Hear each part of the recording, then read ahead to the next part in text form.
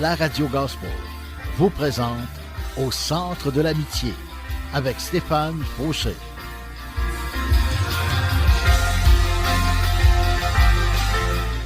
Et voici votre animateur, Stéphane Fauché. Bonjour et bienvenue, chers amis. Que la grâce et la paix du Seigneur Jésus-Christ lui-même nous soient accordées. Amen. Et pour tous ceux qui ne le savaient pas, j'ai maintenant ma chaîne YouTube et vous trouverez une bonne partie de mes émissions de radio. Vous pouvez vous y abonner en cherchant Deep Steven, D-E-E-P-S-T-E-V-E-N, en 2 mots. Je vous encourage également à mettre un pouce, de liker mes vidéos, de les partager et d'ajouter des commentaires afin que plus de personnes prennent connaissance de Jésus et de sa parole. Soyez richement bénis. Amen. Aujourd'hui, le titre de mon message s'intitule « La manière d'agir du Seigneur ». Savez-vous comment le Seigneur agit? La parole de Dieu nous le dit comment il agit. On va lire ça ensemble dans Ézéchiel 33, 17 à 20 qui nous dit « Les gens de ton peuple disent « La manière d'agir du Seigneur n'est pas équitable, mais c'est leur manière d'agir qui n'est pas équitable. » Lorsqu'un juste cesse de se conduire selon la justice et commet le mal, il mourra pour cela. Verset 19. Et lorsqu'un méchant se détourne de sa méchanceté et fait ce qui est droit et juste, il vivra pour cela. Comment osez-vous dire que ma manière d'agir n'est pas équitable? Je vous jugerai, chacun selon sa conduite, gens d'Israël. Ça me fait réfléchir beaucoup, ce passage-là. On va lire l'autre passage qui est dans Ézéchiel qui ressemble. C'est juste pour appuyer ce qui vient juste d'être dit. Ézéchiel 18, 25. Vous prétendez, la manière d'agir du Seigneur n'est pas équitable. Écoutez donc, gens d'Israël. Est-ce ma manière d'agir qui n'est pas équitable? N'est-ce pas plutôt la vôtre? Aïe, aïe, aïe, mes amis, je sais pas si on s'entend pour dire que c'est pas mal notre cas des fois, ça. Je vais parler en jeu aujourd'hui. Souvent, je vais dire, « Ah, Seigneur, c'est pas juste. Telle affaire, c'est pas juste. Pourquoi moi j'ai pas ci? Pourquoi moi j'ai pas ça? Pourquoi lui il a ci? Pourquoi il a ça? » Puis là, on pointe souvent le Seigneur, puis on dit, « Hey, Seigneur, ta manière d'agir n'est pas équitable. C'est pas juste. Lui, il est plus béni que moi. » C'est quoi cette affaire-là? Puis on le fait tout à quelque part. Même si on le dit pas, on le pense, ou on l'a réfléchi, ou on l'a médité à quelque part. Puis moi, ça me met au défi de faire comme, « Hey Seigneur, je veux pas être dans ce mode ou ce monde-là qui carrément qui te dit, ben Seigneur, c'est pas correct ce que tu fais, c'est pas correct. Ou comme plusieurs personnes, les gens disent, oui, mais si Dieu existe, pourquoi le mal? Ou, tu sais, je sais que Dieu existe, mais pourquoi il permet ça? Pourquoi le mal? Pourquoi si? Tu sais, tout le temps en train de remettre en question, je pourrais dire, la bonté de Dieu, l'amour de Dieu.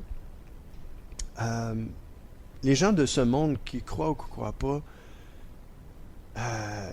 on fait toute partie de cette humanité-là.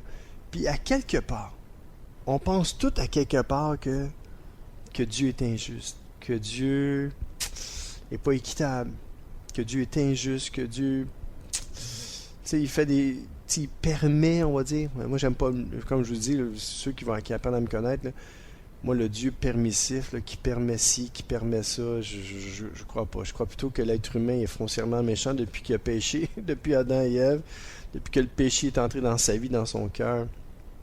La Bible dit que le cœur de l'homme est tortueux par-dessus tout. Qui peut le comprendre? Même moi, des fois, je me comprends pas. Comprenez-vous ce que je dis? Fait que c'est ça. Souvent, on se comprend pas nous-mêmes.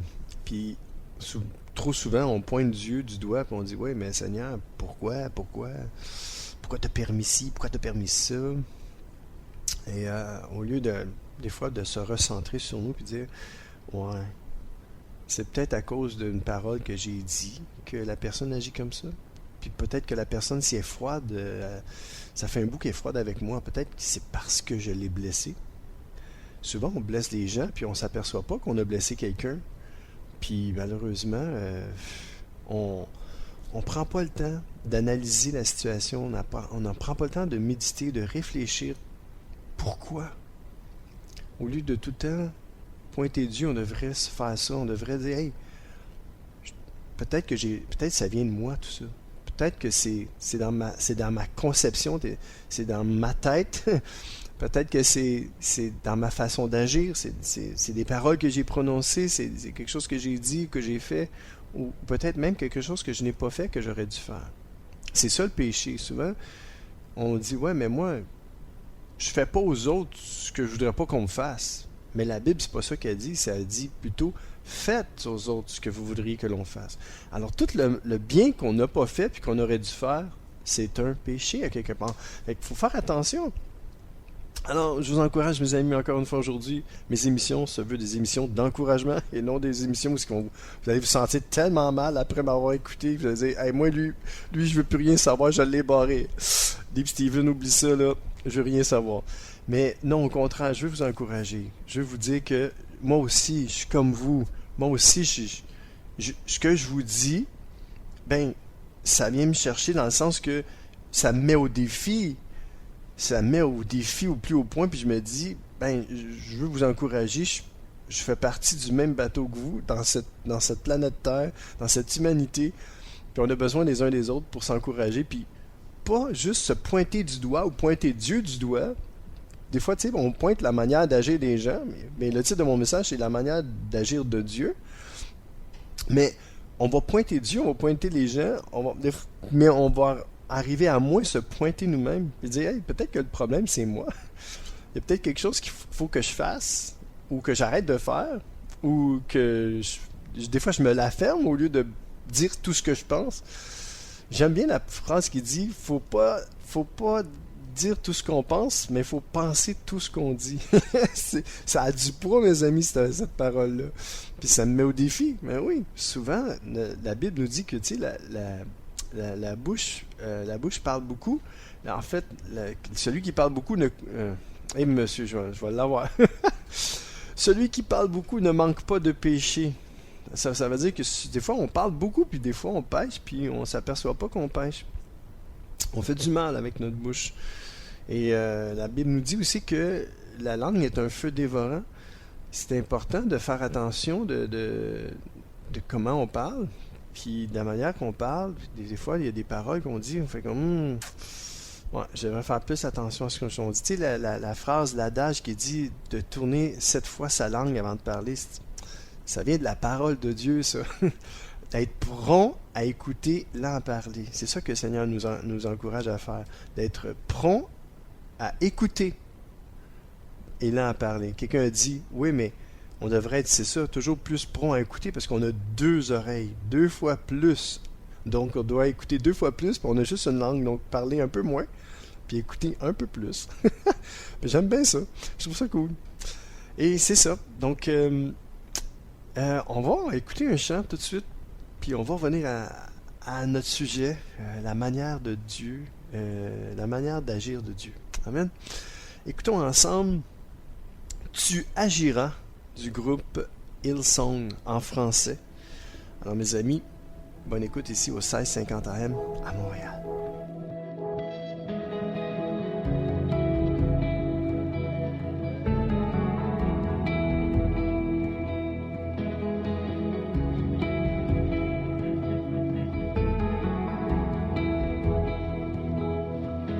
Devant une impasse, tu me montres une autre voie. Et ça n'a pas de sens, mais c'est le mystère de la foi.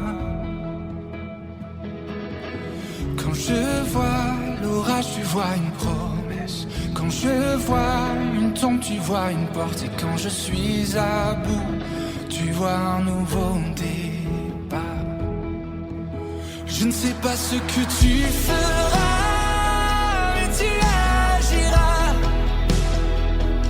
Je ne sais pas ce que tu feras, mais tu agiras. Tu es fidèle à tes promesses de l'aider des nations dans toutes les impasses et hors du tombeau. Je ne sais pas ce que tu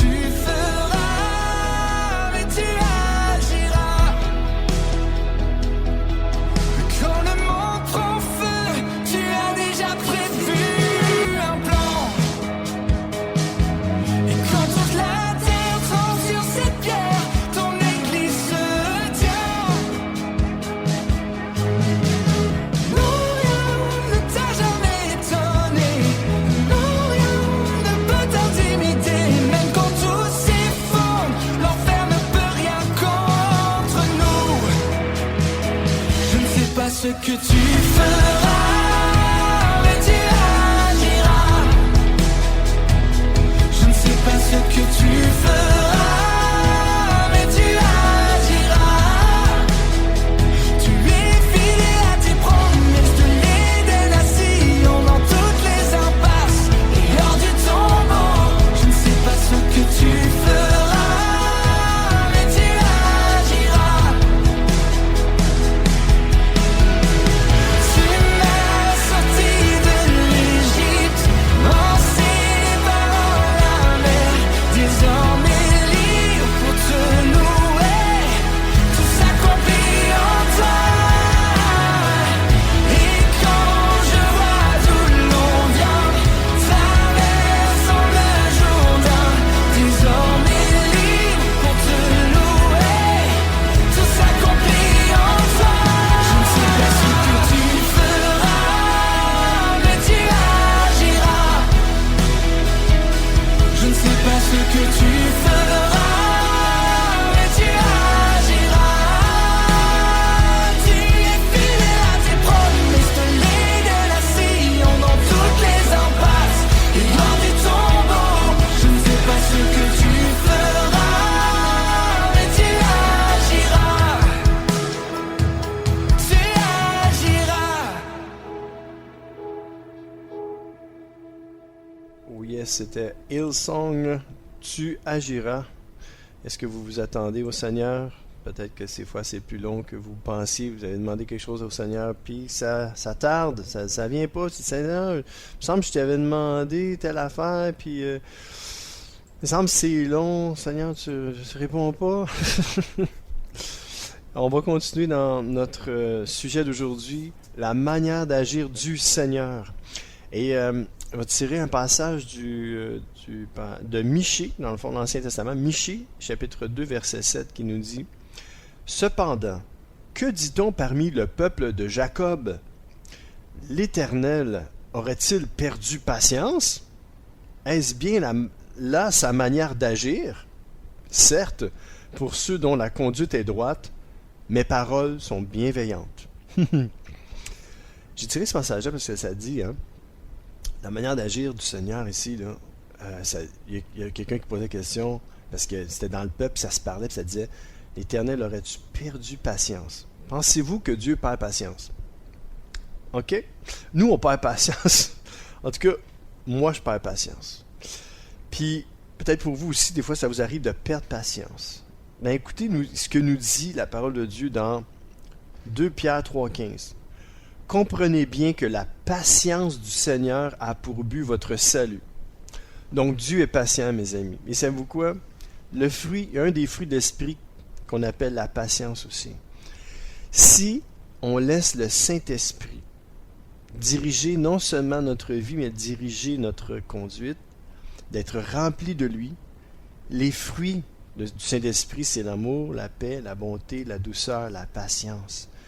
Alors, on doit laisser le Saint-Esprit prendre le contrôle de nos vies, prendre le contrôle de nos bouches, de nos pensées, de nos actions, de le laisser diriger notre conduite. Je vous encourage aujourd'hui. Dieu est patient, mes amis. Peut-être qu'on se dit, tu sais, qu'est-ce qui se passe? Les autres, là, le peuple, là, dans ce temps-là, ils disaient, ouais, écoute, l'Éternel aurait-il perdu patience? Est-ce bien là sa manière d'agir? Non, Dieu est très à l'infiniment patient. Parce que s'il ne serait pas patient, ça ferait longtemps que je ne serais plus à la radio. Je ne ferais plus partie de la planète Terre. Je ne ferais plus partie des êtres humains. Je ne sais pas où je serais. Hein? Une chance que Dieu est patient avec moi, mes amis. Ouh! C'est pour ça que je voulais vous lire ce passage-là. Il faut très bien comprendre que la patience du Seigneur a pour but notre salut. Dieu veut nous sauver. Dieu veut pas qu'on se perde. C'est pour ça que il est très patient avec nous. Si jamais vous êtes dans un mode, je le dis pas culpabilité, mais vous vous sentez mal parce que vous dites, moi là, j'arrête pas de retomber dans les mêmes erreurs. Je refais tout le temps les mêmes gaffes. Je retourne tout le temps dans mon péché. Du même péché, ça fait des années. J'ai un problème avec ça. Je suis pas capable de m'en débarrasser. Ben, premièrement, comprends, mon ami, aujourd'hui, que le Seigneur est patient. Puis même si des fois tu vois des choses dans ce monde, dis-toi une chose. Garde à l'esprit une chose. Comprends bien que la patience du Seigneur a pour but ton salut. Le Seigneur ne veut pas que tu te perdes, premièrement, loin de lui. Le Seigneur veut pas que tu sois une pierre d'achoppement pour personne. Dieu veut pas que tu sois un mauvais témoignage pour qui que ce soit. Puis, mais Dieu, dans son amour, dans sa patience, dans sa tendresse, dans sa douceur, lui, là, est toujours prêt à vouloir t'aider. Toujours prêt à vouloir t'aider à changer, à t'améliorer dans la vie. Peut-être qu'il y a un péché qui est récalcitrant dans ta vie. Tu as une addiction, tu n'es pas capable de t'arrêter. Dis-toi une chose. Comprends bien ceci. Comprends que la patience du Seigneur a pour but ton salut, mon ami. 2 Pierre 3,15. Que ça rentre dans ton cerveau, dans ta tête, que ça devienne pour toi pas un mode de vie, mais un encouragement à chaque jour de dire, parce que des fois on perd patience envers nous-mêmes aussi. On se dit, hey, moi là, je suis plus capable d'avoir ce problème-là, j'ai un problème, je vais mettre fin à mes jours à cause de ça. Vous comprenez? Notre culpabilité peut nous amener tellement loin. Elle peut nous couper de Dieu. Pourtant, Dieu est toujours là pour dire, hey, tomber c'est humain. Restez là, c'est sans dessein. Reste pas là. OK? Puis, se relever, c'est divin. Dieu te tend la main, mon ami. Reste pas là. Reste pas dans ton péché. Peut-être que ça fait des années que tu dis, ouais, mais moi, je suis pas un bon chrétien parce que je suis pogné avec ça, puis j'aime mon péché, puis je suis pas capable de m'en sortir. Ben, tu penses pas que Dieu voit ton cœur? Peut-être que les gens, tu sais, si tu raconterais ça à quelqu'un, tu dirais, oh, lui, tu sais, en dedans d'eux autres, tu penses que, lui, tu sais, il dirait, ben là, c'est pas un vrai, il est faux, il aime ça, son péché, puis il veut regarder là-dedans, il veut pas s'en défaire, tu sais. Puis je sais pas pourquoi aujourd'hui je suis emmené à parler de ça, mais je sens qu'il y a quelqu'un qui m'écoute en ce moment, puis qui a vraiment besoin d'entendre parler de ça.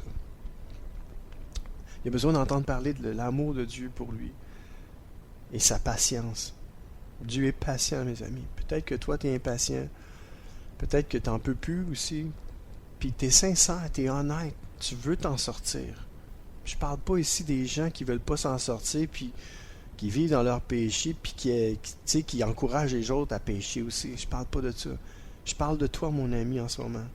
Je parle de toi qui est sincère, qui est honnête, puis qui a un problème avec quelque chose. Ça peut être n'importe quoi ton problème. Puis tu sais que ça, ce que tu fais, ça déplaît à Dieu. Puis tu te sens tellement mal, tu demandes pardon, puis le lendemain, tu es encore là-dedans. Puis tu dis, Seigneur, je comprends pas. Je t'aime, je te demande de m'aider. Puis tu penses que, tu sais, le Seigneur ne veut pas t'aider, le Seigneur veut t'aider, mon ami.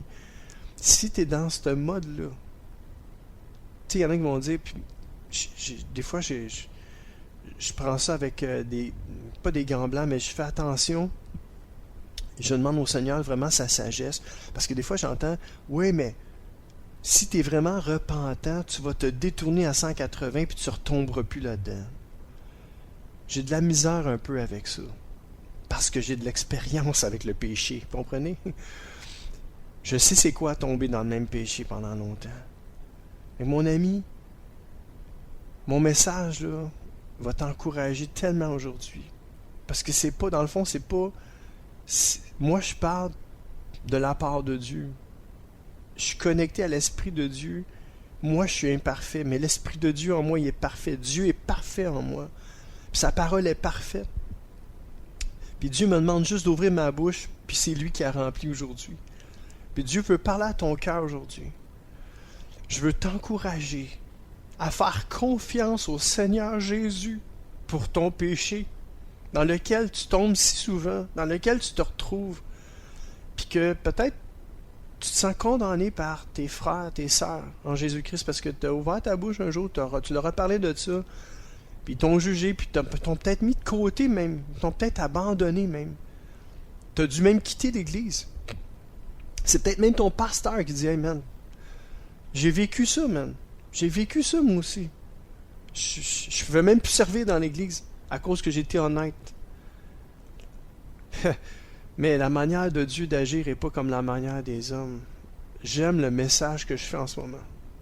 Ce message-là est pour toi, et pour moi, et pour chacun de nous. Parce que Dieu regarde au cœur. Puis l'homme regarde à ce qui frappe les yeux, puis à ce qu'il entend, puis il juge, puis il condamne. Mais Dieu ne te juge pas. Lui, Dieu veut te pardonner, veut te laver, veut te purifier. Puis si tu es honnête, puis si tu es sincère, puis tu veux t'en sortir, mon conseil aujourd'hui, ma parole pour toi, c'est commence à faire confiance au Seigneur pour ton problème. Commence à regarder à Jésus. Arrête de regarder à toutes les fois que tu as tombé. Puis parce que tu es honnête, parce que tu es sincère, commence à mettre ta confiance dans le Seigneur. Fixe tes yeux sur Jésus aujourd'hui, puis commence à proclamer. Confesse de ta bouche, non seulement tes péchés, mais confesse de ta bouche que Dieu est plus grand que ton péché. Que si ton cœur te condamne, Dieu est plus grand que ton cœur, nous dit la parole de Dieu. Puis si tu es honnête, puis tu es sincère avec Dieu, puis tu lui dis, Seigneur, je crois en toi. Je crois que ce péché-là ne me définit pas. Je suis ton enfant, je suis ton fils, je suis ta fille. Et Seigneur, je mets ma confiance en toi. Qu'un jour, je ne retomberai pas dans ce péché-là. Qu'un jour, je vais être complètement libre, délivré de cette addiction. Mets ta confiance en le Seigneur aujourd'hui. Mets ta confiance en Jésus-Christ pour ton péché ou tes péchés, qu'importe. Parce qu'il est mort à la croix pour tes péchés. Il est ressuscité pour te justifier, mon ami, aujourd'hui. Si tu es honnête, tu es sincère, tu demandes pardon à Dieu, moi je te le dis, commence à proclamer ta délivrance. Seigneur, je suis libre en toi. Seigneur, tes yeux sont sur moi. Seigneur, je mets ma confiance en toi. Seigneur Jésus, je mets toute ma foi en toi pour ma délivrance totale. Seigneur Jésus, je m'abandonne à toi. Je ne veux pas regarder à mes erreurs ou à mes manquements. Je veux regarder à ta croix. Seigneur, tu es mort pour mes péchés. Et Seigneur, je condamne mes propres péchés et je les emmène à la croix de Jésus. À ta croix, Seigneur, je les abandonne. À tous les jours, je vais te les abandonner, Seigneur. Seigneur, aide-moi à ne pas retourner dans mon péché. Délivre-moi complètement. Puis arrête de te condamner, mon ami, aujourd'hui. Et laisse le Seigneur te justifier. Parce que si tu es honnête, puis tu es sincère, puis tu veux vraiment t'en sortir, Dieu est là pour toi. Laisse-moi prier pour toi en ce moment. Seigneur Jésus, merci d'étendre ta main sur la personne qui m'écoute en ce moment. Enlève-lui toute fausse culpabilité, puis aide-la à se pardonner, Père, dans le nom de Jésus-Christ de Nazareth. Amen. Mes amis, Dieu vous aime d'un amour inconditionnel. On va écouter ensemble un chant qui s'intitule « Au pied de Jésus ». C'est Jesse Home et Lauren qui nous interprètent « Jésus, je t'aime ». Sois béni, mon ami.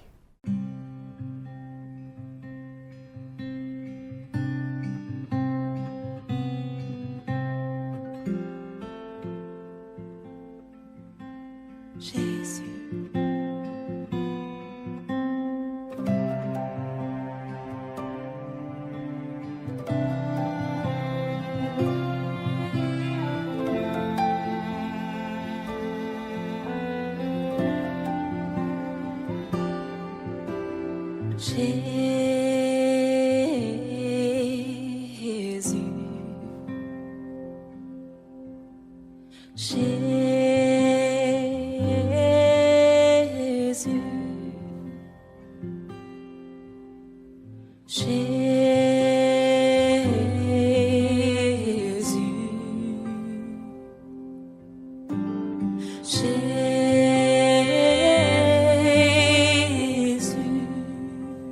Oh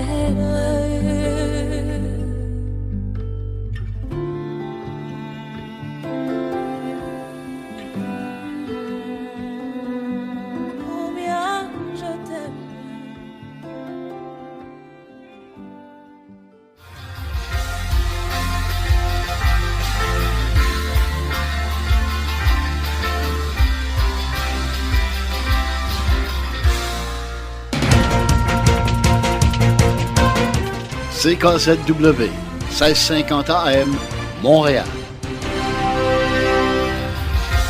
C'est l'émission Au centre de l'amitié avec Stéphane Fauché. Et oui, déjà la deuxième partie de mon émission et le titre de mon message, encore une fois, la manière d'agir du Seigneur.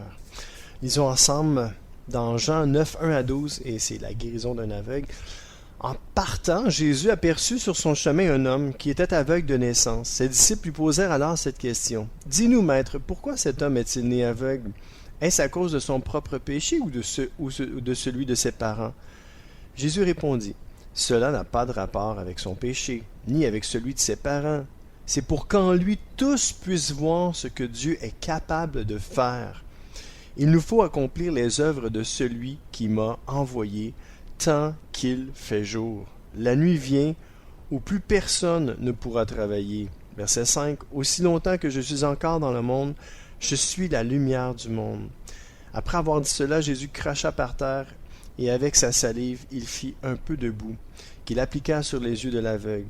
Puis il lui dit, « Va te laver au réservoir de Siloé. » Le mot Siloé veut dire « envoyé » ou « envoyé de Dieu. » L'aveugle alla se laver, et, à son retour, il voyait. Ses voisins et ceux qui avaient l'habitude de le voir mendier dirent « Cet homme, n'est-ce pas celui qui était toujours assis en train de mendier ?» Les uns affirmaient « C'est bien lui », d'autres le niaient. « Ce n'est pas lui, c'est quelqu'un d'autre qui lui ressemble. » Quant à lui, il disait « C'est bien moi !» Alors on le questionna « Comment se fait-il que tes yeux se soient ouverts ?» Il répondit au verset 11 « L'homme qui s'appelle Jésus, il ne connaissait pas, hein? L'homme qui s'appelle Jésus, a fait un peu de boue, m'en a frotté les yeux, puis il m'a dit, va à Siloé et lave-toi. J'y suis allé, Je me suis lavé et d'un coup, j'ai vu clair. Verset 12. Et lui, demandèrent-ils, où est-il? En parlant de Jésus. Je n'en sais rien, répondit-il. Pourquoi j'ai cité ce passage-là dans la manière d'agir du Seigneur? Est-ce qu'il faut revenir au début du texte qui dit, ses disciples lui posaient cette question, dis-nous, maître, pourquoi cet homme est-il né aveugle? Est-ce à cause de son propre péché ou de celui de ses parents? La manière d'agir, la manière de voir de Jésus, la manière de penser, notre manière de penser ou la manière de penser de Dieu est complètement différente. Puis Jésus dit, non, cela n'a pas de rapport avec son péché. Nous, on se dit, ouais, mais s'il est comme ça, c'est parce qu'il y a du péché dans sa vie. Si ça va pas bien dans sa vie, c'est parce qu'il vit dans le péché. Nous, on regarde, ce qui frappe l'œil, Dieu regarde au cœur. Puis Jésus leur dit, hey, cela n'a pas rapport avec le péché, ni avec celui de ses parents. C'est pour qu'en lui, tous puissent voir ce que Dieu est capable de faire. Peut-être, mon ami, tu es dans une situation où tu dis, ben, regarde, j'ai été rejeté par tout le monde, je me rejette moi-même, puis Dieu doit sûrement me rejeter. Ben, sache une chose, mon ami, aujourd'hui, il n'en sera jamais ainsi. Dieu ne me met pas dehors celui qui vient à lui. Si tu es venu à Jésus une fois, Dieu t'a jamais mis dehors. C'est toi-même qui s'est mis dehors. C'est toi-même qui s'est jugé, trop condamné. Mon ami, reviens au Seigneur aujourd'hui. Mets ta main dans la main du Seigneur Jésus. Le Seigneur ne t'a jamais abandonné. Il est toujours là pour toi. Puis les gens peut-être t'ont jugé, tu t'es jugé toi-même, trop jugé. Puis avec Dieu, il n'est jamais trop tard. Jamais trop tard pour revenir. Jamais trop tard pour mettre ta main dans sa main. Reviens aujourd'hui, n'attends pas. Amen. Alors c'est ça, ce passage-là, ça nous dit ça. Ça nous dit que des fois, tu sais, nous, on pense des choses, mais non, Dieu, lui, c'est pour d'autres choses. C'est peut-être, tu vis ça, mon ami, là. Puis Dieu va tellement changer ta situation. Il va tellement te changer, te transformer. Si tu lui fais confiance, si tu mets ta main dans sa main, puis tu continues le chemin avec lui, tôt ou tard, Dieu va faire éclater sa gloire dans ta vie. Attends-toi à ce que Dieu fasse éclater sa gloire dans ta vie, mon ami, aujourd'hui. Je te le dis, je te le confirme. Tu es pris avec quelque chose, tu es pris avec une addiction. Sache une chose, si tu commences à vraiment déclarer que tu es libre en Jésus-Christ, puis que tu sais que le Seigneur veut t'en libérer, tu sais que le Seigneur ne veut pas que tu sois addictif à quoi que ce soit d'autre qu'à sa parole, sache une chose, c'est dans ses plans de te délivrer. C'est dans ses plans. Mets ta main dans sa main. Marche avec lui. Les hommes peuvent rien faire. Les hommes peuvent juste te juger puis te condamner. Mais Dieu est là pour te relever puis t'emmener dans les plans qu'il a formés pour toi, dans les projets de paix et non de malheur qu'il a pour toi, mon ami.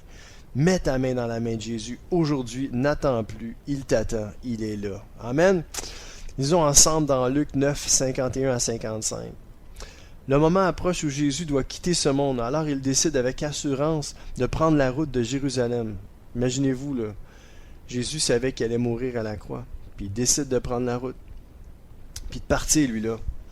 Puis il dit, non, moi je pars, Seigneur. Je vais y aller à la croix. Je vais mourir pour l'humanité.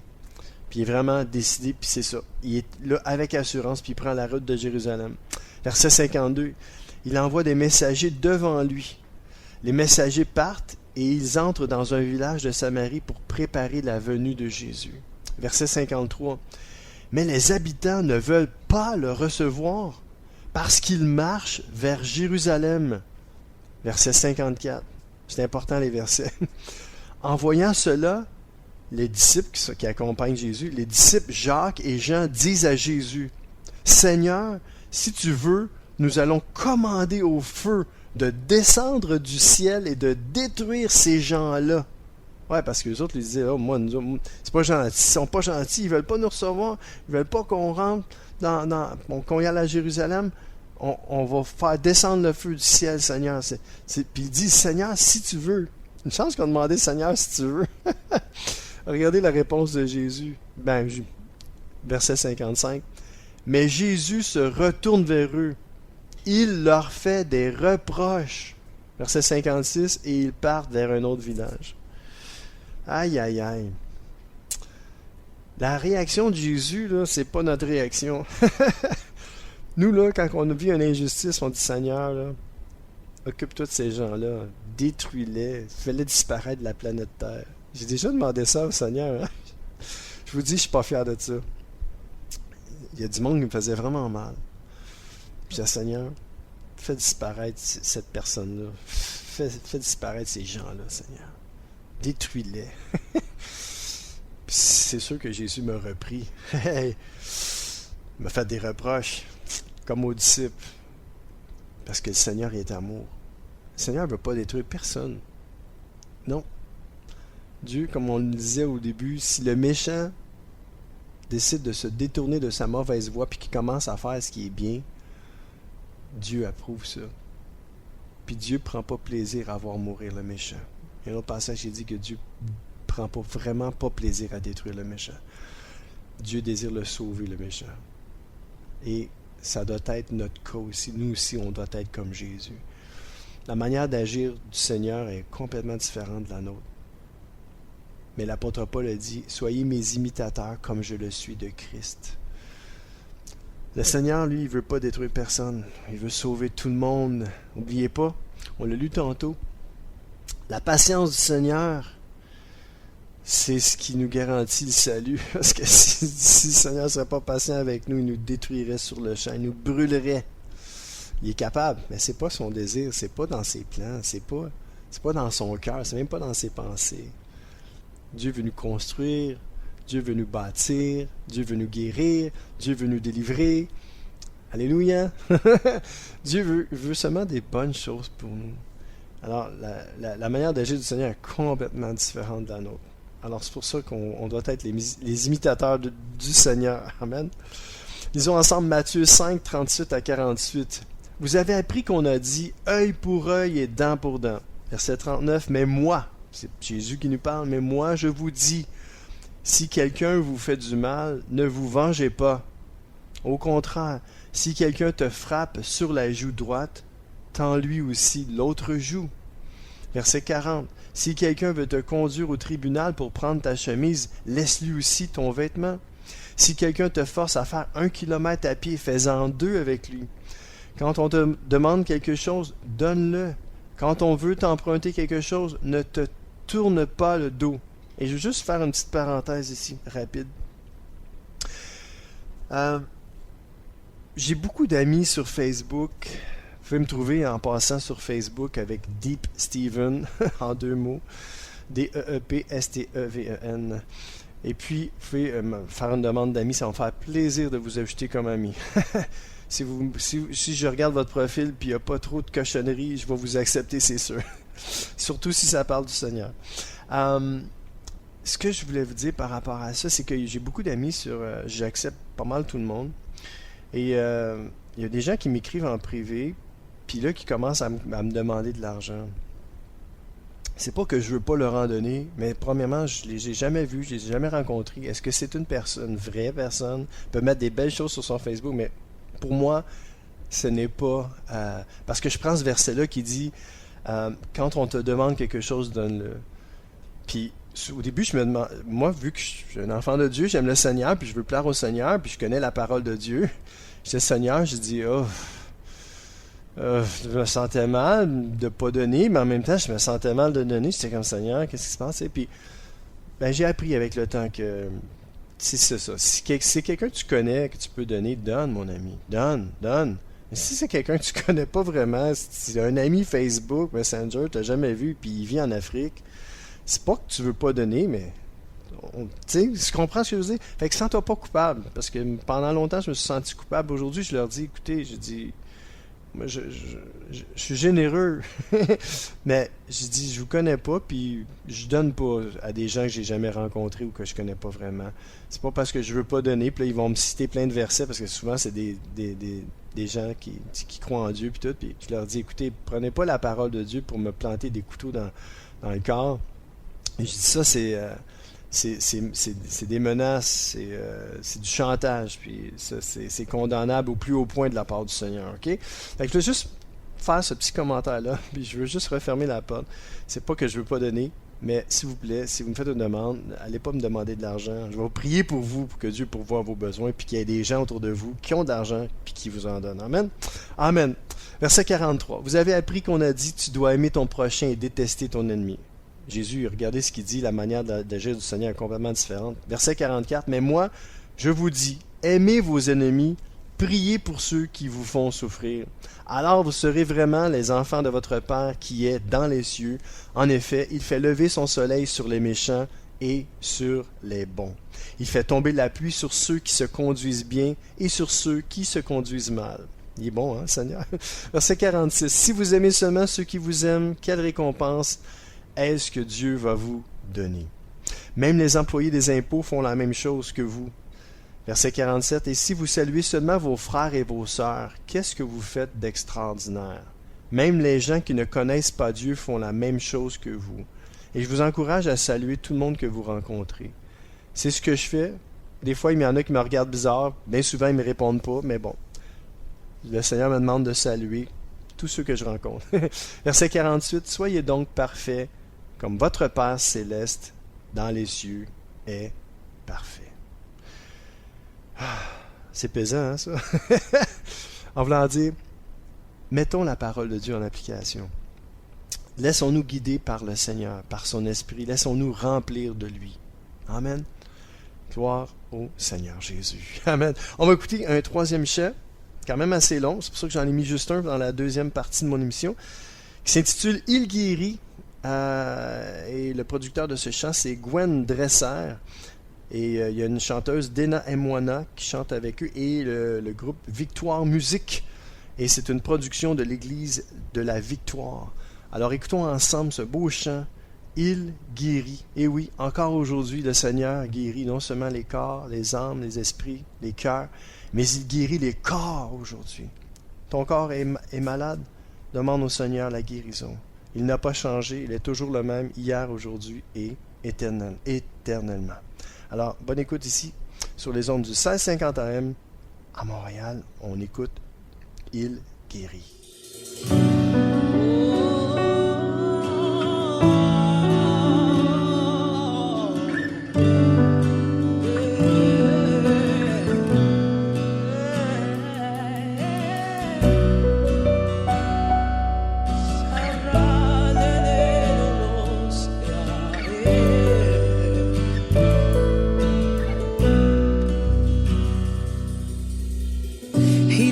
Cette femme à la perte de sang, aussitôt elle fut guérie. Il y avait ce fils dont la mère était souffrante, aussitôt elle fut guérie. Il y avait ce père dont la fille venait de mourir. Aussitôt elle revit. Il y avait cet homme qui n'avait jamais pu marcher. Aussitôt il fut guéri. Aussitôt, alors même, au même instant, en ce moment, il guérit. Yeah. Aussitôt, alors même, au même instant, en ce moment, il guérit.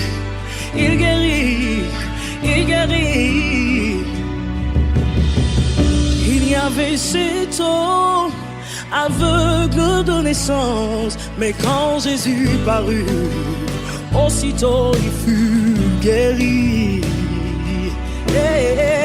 Il y avait cette femme courbée depuis 18 ans, mais quand le maître parut, aussitôt elle fut guérie. Il y avait ce frère enterré depuis 4 jours. Aussitôt il reprend vie. Il y avait cet homme dont la main ne pouvait bouger, mais Jésus dit une parole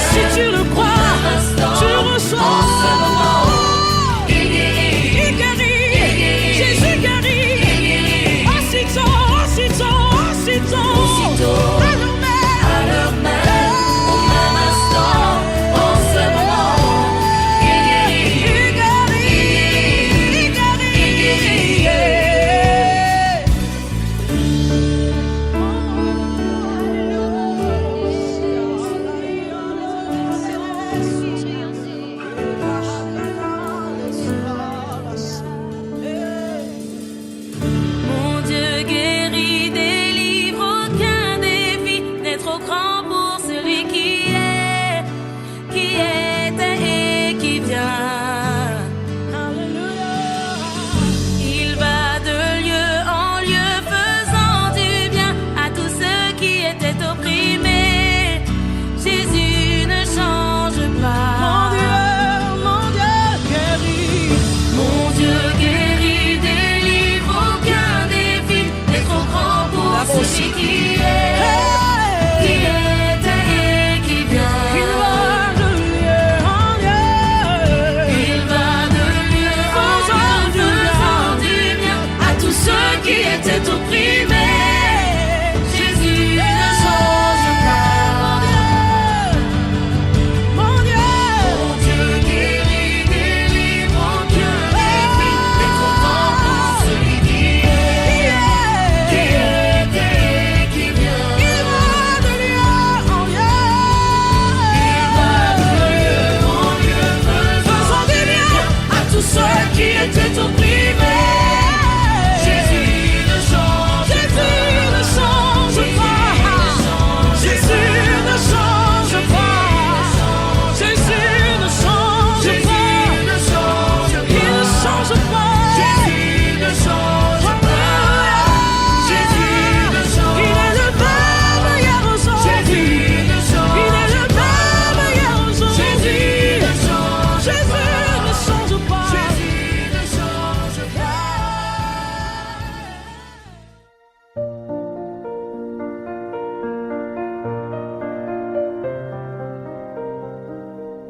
Et oui, déjà la fin de mon émission. Lisons ensemble Ésaïe 55, 8 à 9.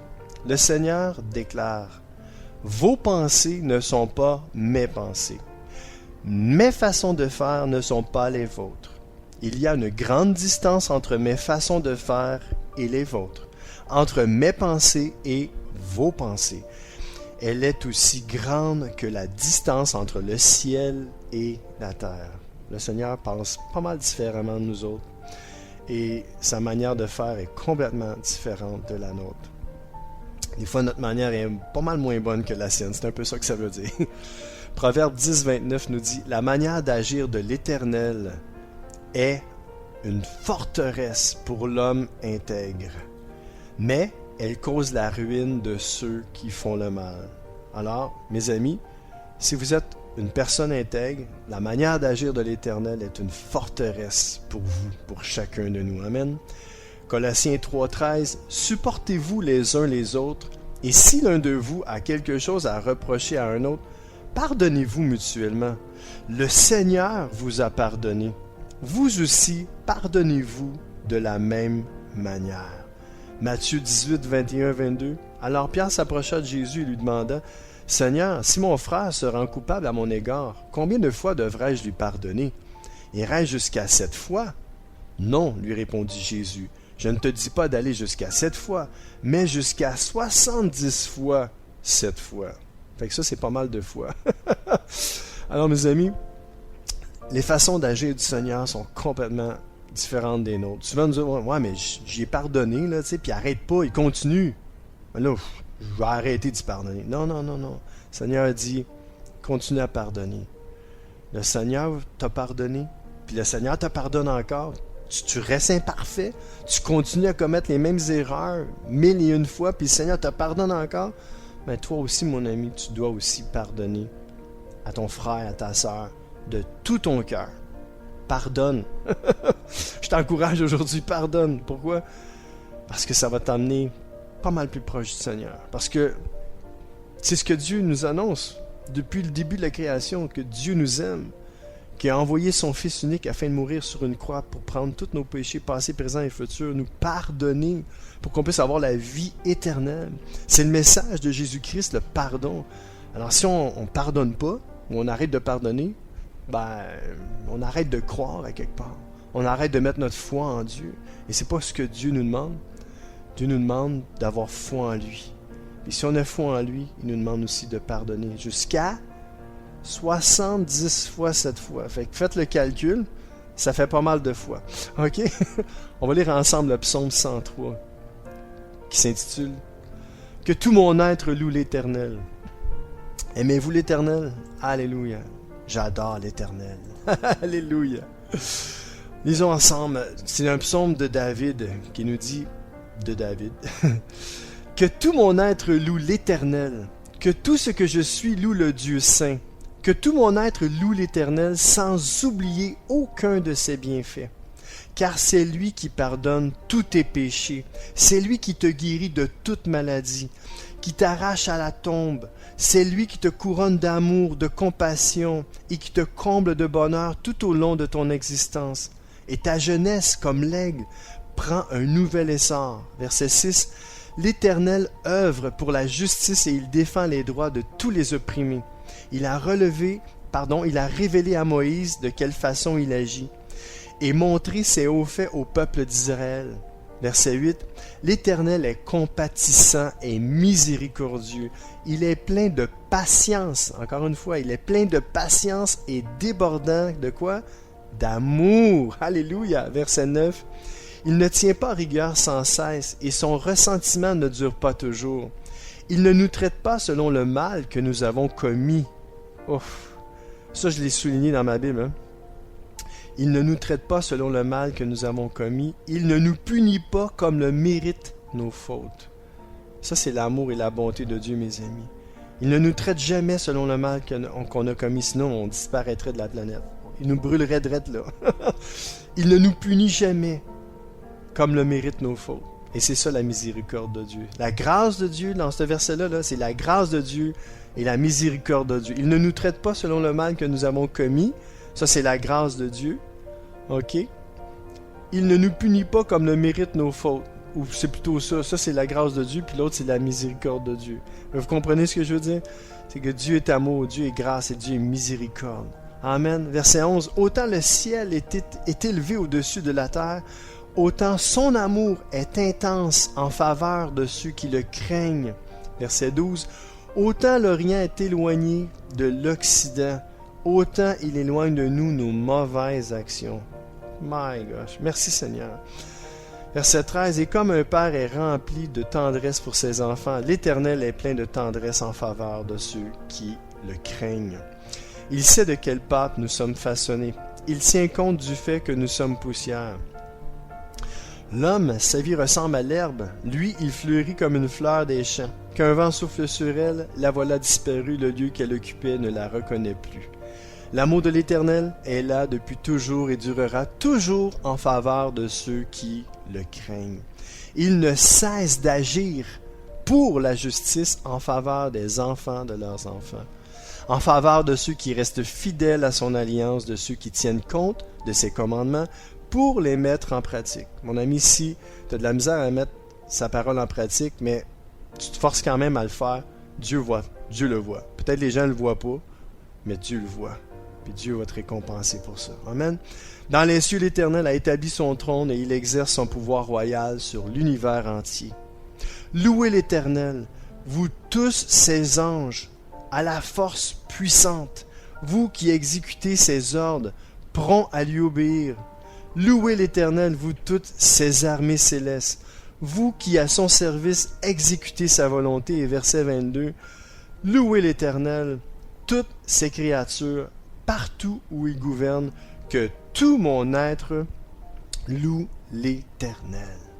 Mes amis, Dieu est bon, patient, miséricordieux. Amen. Gloire à Dieu. Et voici le mot de la fin. Mon surnom est Deep Steven, votre ami et semeur fidèle.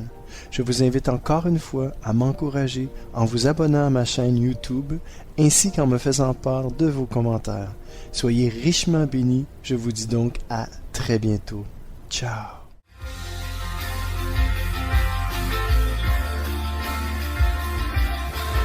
CK7W, la radio Gospel, vous a présenté l'émission Au centre de l'amitié avec Stéphane Fauché.